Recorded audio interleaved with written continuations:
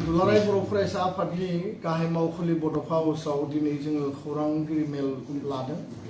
गुबै बाथ्राया जाहैबाय जे थांनाय सप्ता खनसे सिगां 2025 मायथाइनि जि गुणोत्सव बिनि रिजाल्टखौ फोसावदों आरो जानुवारि आरो फेब्रुवारि दानाव खुंनाय जि गुणोत्सव दङ लवार प्राइमारि आपार प्राइमारि हाई स्कुलनि थाखाय बिनि जि रिजाल्ट बिनि जि पारफरमेन्सनि जि सीट जेब्ला बिखौ घोषणा खालामबाय बिटिआरनि मोनब्रै जिल्ला 6 शेड्यूल एरिया कार्बि आंलंनि मोननै 6 शेड्यूलनि जिल्ला आरो डिमा हासाव बयनिख्रुइबो गाहायसिनाव वर्स्ट मोनसे पारफरमेन्स जोङो नुनो मोनबाय आरो दिनै बिटिआरनि उदालगुरि जिल्ला बाक्सा जिल्ला चिरां आरो Kokrajhar 28, 29, 30, 31 serial number Karbi Anglong west Karbi आंलंआ 32 आरो 33 डिमा हासावआ 26 सिरियल नाम्बाराव दङ। दा बे जि थासारिखौ नुनानै दुलाराय बर' फरायसा आफादा जोङो जिहेतु गुन गोनां सोलोंथाइनि मावथांखिखौ लानानै गोलाव सम हाबा मावबाय थादों आरो बे हाबा मावनाय समाव जिफोर चेलेन्जेस जिफोर जोङो मोगा मोगि जानो गोनां जादों जिफोर जेंना इश्यूज एन्ड प्रब्लेम्सफोरखौ जोङो सरकारखौ बुंबोबाय थादोंमोन बे जेंनाफोरखौ समाधान खालामैनि थाखायनो दिनै बिटिआर ओनसोलाव बड'लेण्ड ओनसोलाव बर' मिडियामजों लोगोसे असमिया मिडियाम जि मिडियामानो जाया मानो बे 6 शेड्यूल एरियानि लवेस्ट माने आरो वर्स्ट पारफरमेन्सखौ जों नुनो मोनदों। दा बेखायनो जोङो सरकारखौ खावलायदों सरकारखौ दाबि होदों आरो जों बुंबोबाय थादोंमोन जे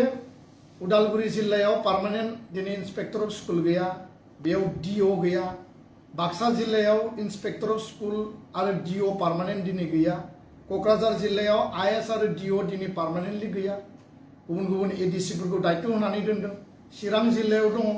किन्तु बिथाङाबो बिराद गोजाम जाबाय। दा मोनसे पजिटिव आरो डायनेमिक मोनसे इनिशिएटिभआवसो मोनसे डिपार्टमेन्ट आरो मोनसे अफिसियेल खामानिफ्रा सोलियो।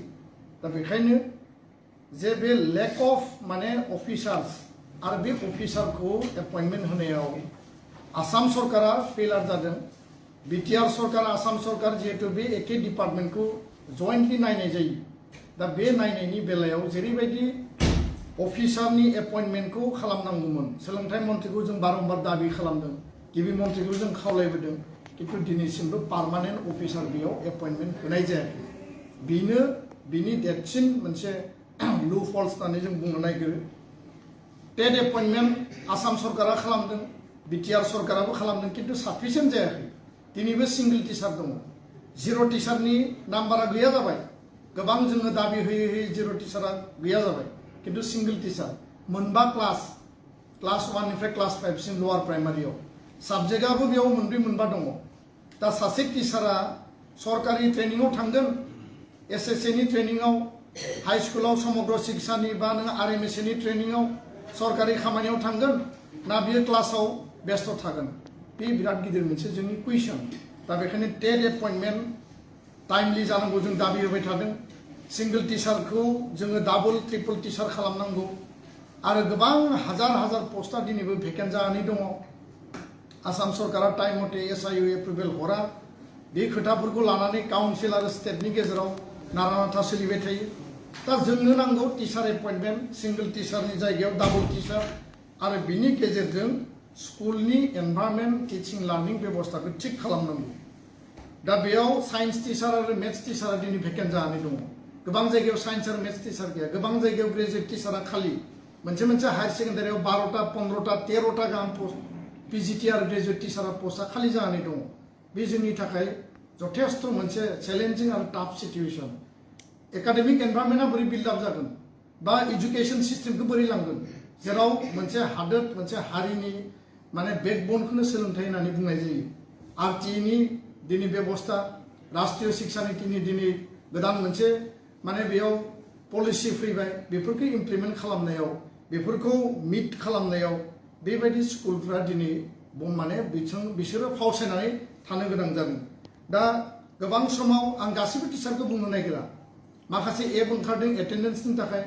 बे गोबां स्कुलाव दिनैबो टिचारनि एटेन्डेन्सआ टाइमलि जाया बा क्लासाव फैनानै माखासे फोरोंगिरिनि बेलायाव माखासे होनना बुंदों आं बयखौबो बुङाखै मोजां टिचार क्वालिटि टिचार आरो मेरिटरियास टिचार दङ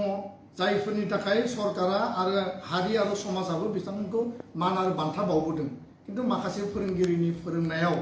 क्वालिटि जि टिचिं जानांगौ क्वालिटि जि इभालुएसन एसेसमेन्ट जानांगौ बेयावबो बहाबा नङा बहाबा जोङो माखासे थासारिफोर माखासे जेंनाफोरखौ जोङो नुनो मोन्दों दा बेखायनो फरायसा फरायसुलिनि माने एटेन्डेन्सआ जथेस्थ' पुर जायो गोबां जायगायाव बर' मिडियाम स्कुलाव दा एनरलमेन्टआ खमायलांबाय साब्रै साबा साथामजोंनो दिनै स्कुला सोलिनानै दङ सरकारि स्कुलनि अबस्थाया माने दिनै जथेस्थ' चेलेन्जिं टाफ सिटुएसनाव दङ आरो गुणोत्सबखौ जिहेतु सरकारि स्कुलावसो खुङो दा सरकारि स्कुलनि अबस्थाया बेबायदि जायोब्ला जोंनि हारिनि जोंनि मिडियामनि भबिष्यतआ मा जागोन जोंनि क्वालिटि इडुकेसन फरायसा फरायसुलिनि भबिष्यतआ मा जागोन बिथांमोननि केरियारा मा जागोन बे जोंनि थाखाय साननो गोनां दा बेखायनो बे बेलायाव जिखिनि जोंहा 16टा बिटिआरआव जि ब्लक एलिमेन्टारि इडुकेसन अफिस दङ बेयाव बिअ अफिसार दङ बेयाव स्कुल इन्सपेक्टर दङ एसआइ बिथांमोना फिल्डआव थांनांगौ स्कुलाव थांनांगौ भिजिट खालामनांगौ एकाडेमिक पारफरमेन्सखौ नायनांगौ एकाडेमिक एनभायरनमेन्ट बिल्ड आप खालामनायनि थाखाय खामानि मावनांगौमोन किन्तु गोबां समाव जों नुयो जे बिअ आरो एसआइ लेभेल गासिबो नङा माखासे बेखौ क्लियारलि बुंबाय थादों जोङो माखासे लेभेलाव बेयो प्रपारलि जायाखै जों बेखौ नुनो मोन्दों आरो बिनि थाखायनो जे लकेल लेभेलनि जि लकेल गभर्नमेन्ट लकेल बडिसफोर दङ पन्सायतबो जानो हायो भिसिडिसिबो जानो हायो गुबुन गुबुन लेयाराव जानो हायो बे लेभेलावबो बे लकेल गभर्नमेन्ट बडिसा जेरैबायदि स्कुलखौ जोथोन लानांगौ एकाडेमिक एनभायरनमेन्ट बिनि रिजाल्ट फरायसा फरायसुलिनि बेयाव गासै जि स्कुलनि माने अभाब अभियोगनि बाथ्राफोरखौ जेरैबायदि इन्ट्रेस्ट होनांगौमोन जों इन्ट्रेस्ट होनाय नुवाखै दा बेखायनो दिनैनि जि गुणोत्सबनि जि रिजाल्टनि थासारि बेबायदि आरो जोंनि टेक्स्ट बुकआ बर' मिडियामनि टेक्स्ट बुकआ 4 नम्बर लिस्टआवसो प्रिन्ट आउट जायो होननानै जों मिथियो जायनि थाखाय जों दाबि होबाय थादों 1 मास 2 मासावबो टेक्स्ट बुकआ प्रपारलि सफैया दा टेक्स्ट बुकआ रानबाय किन्तु दाबो सफैजोबाखै 6 मास जालांबाबो जुदि टेक्स्ट बुकआ सफैयाब्ला माखौ फरायगोन रिजाल्टआ बोरै जागोन आरो बेनि माने भबिष्यतआ मा जागोन बे जोंनि थाखाय जथेस्थ' क्रुसियेल मोनसे पार्ट आरो बेखायनो फैगौ 10 एप्रिलाव दुलाराय बर' फरायसा आफादनि बानजायनायाव जोङो 500 फोरोंगिरि ब्लक जोङो बे बिअ लेभेलनिफ्राय बै एरियानिफ्राय जिल्ला आरो साब डिभिजन लेभेलनिफ्राय LP ME high school higher secondary टिचारफोरखौ लानानै जोङो मोनसे रिभिउ डिसकासन आरो फेक्ट फाइन्डिं मानो रिजाल्टआ गाज्रि जादों मा कारनाव रिजाल्टनि अबस्थाया बेबायदि सहैखो बिनि थाखाय जोङो मोनसे रिभिउ डिसकासन जों खालामगोन आरो बेयाव जोङो बर' थुनलाइ आफादखौबो हांख्रायगोन अल बड' प्राइमारि टिचार एस'सिएसन बिथांमोनखौबो हांख्रायगोन आरो 500 फोरोंगिरिफोरखौ लानानै बड'लेण्ड मुलुगसोलोंसालिनि माने अडिट'रियाम हलाव जोङो सानसेनि मोनसे पर्यालोचना मिटिं खुंनानै भबिष्यतआव जाहाथे बेबायदि जाया आरो इयुनाव 2026आव जाहाथे जों मोजां रिजाल्ट मोननो हायो बिनि थाखाय जोङो बेयाव सावरायनाय जोङो हाबाफारि लागोन आरो बेनि खामानिखौ जों मावगोन गुबुन फारसेथिङै 6.3 दफानि गेजेरजों भेन्सार स्कुल प्रभिन्सियेलाइजेसननि थाखाय आसाम सरकारनो जों लिस्टखौ होबाय गासै लिस्टखौ जोङो जमा होनाय जाबाय सोलोंथाइ मन्थ्रिजों रायज्लायनाय जाबाय आरो दा मावनो गोनाङा आसाम सरकारनि नाथाय आसाम सरकारा दासिमबो बेसेबां स्कुल लागोन आरो मा मेथडजों मा मडेलिटिजों मा पद्धतिजों लागोन बेखौ दासिमबो क्लियार काट खालामाखै बिथांमोना केबिनेट रिजल्युसन लादों स्कुल प्रभिन्सियेलाइजेसन खालामनायनि आरो बेयाव 6 सिडुल एरियायाव रिलेक्सेसन होगोन होननानै बुंदों बा आन्डार डेभलप ब्लक एरियाखौ रिलेक्सेसन होगोन होननानै बुंदों किन्तु दासिमबो बाजेट सेसन जोबखांनायनि उनाव क्लियार काट बेबायदि बिथांमोना जेबो सिद्धान्त लानायखौ जों नुवाखै जों दाबि दैखांदों जे आसाम सरकारा गोख्रैनो 6.3 नि आदाराव स्कुल प्रभिन्सियेलाइजेसननि खामानिखौ मावनांगौ आरो गुणोत्सबनि रिजाल्ट गाज्रि जानायनि बेलायाव आसाम आरो बिटिआर काउन्सिल जिहेतु डिपार्टमेन्टआ मोननैबो सरकारनि लेभेलाव दङ मेजर मोनसे इनिशिएटिभ लानानै रिजाल्ट मोजां खालामनायनि थाखाय जे वर्स्ट आरो पुअर पारफरमेन्स दिन्थिबाय बे जोंनि थाखाय लाजिथाव दुखुनांथाव बेखौ इमप्रुभ खालामनायनि थाखाय बयबो माने सरकारि लेभेलाव बिबान लानांगौ आरो गार्जेन स्टुडेन्ट टिचार आरो जोंनि लेभेलाव जोङो हाबा मावनो थाखाय जोङो रेडि आरो जों मावगासिनोबो दङ गोजोन्थों बिटिआर एकर्डनि जिहेतु माखासे आद्रा थाबावनाय दफाफोर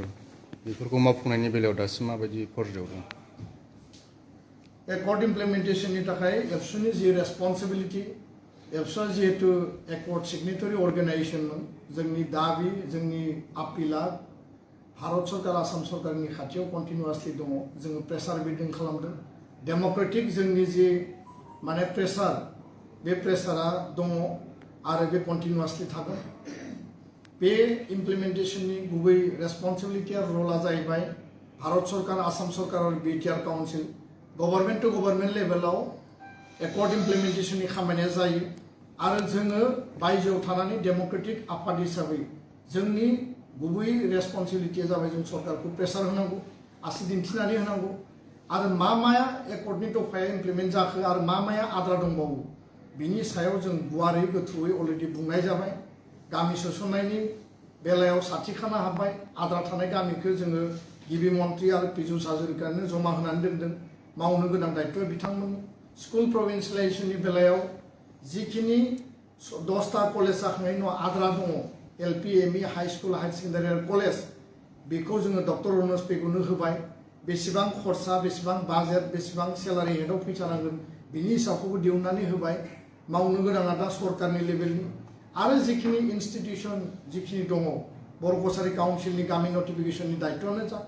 बा जोंहा जिखिनि इनस्टिटिउसन गायसननांगौनियानो जा कार्बि आंलंनि एसटि हिलनि इस्युआनो जा एनडिबिनि रिलेटेड जेसेबां दङ केस उइड्र खालामनांगौ जेलनिफ्राय दिहुननांगौ समस्त प्रक्रियायाव दुलाराय बर' फरायसा आफादा स्पष्ट जोंनि दाबि जोंनि आपिल डेम'क्रेटिक जोंनि जि प्रेसार बे कन्टिनिउआसलि दङ मावनांगौनि रेसपन्सिबिलिटिया government to government council state आरो सेन्ट्रेल गभर्नमेन्ट बे मोनथाम सरकारा जइन्ट इनिसिएटिभआव खामानिखौ मावनांगौ आरो जिहेतु एकर्ड सिगनेटरिफोरा दिनै सरकाराव दङ आरो आसाम सरकार भारत सरकारजों मोनसे गुडविल सरकारनि एलायन्सआव दङ दा बे बेलायाव बिथांमोननियावबो दायित्वआ थाबाय आरो जोङो आसा दं जे भारत सरकारा खोथा होनाय बायदि एकर्डखौ सम मथे मावफुंनानै होगोन आसाम सरकारा एकर्डनि मोनफ्रोमबो दफाखौ सम आरो टाइम बाउन्ड इमप्लिमेन्टेसन खालामगोन जोंहा मिजिं दङ आरो बेखायनो जोंनि प्रेसारा कन्टिनिउआसलि दंबाय थायो गोजोन्थों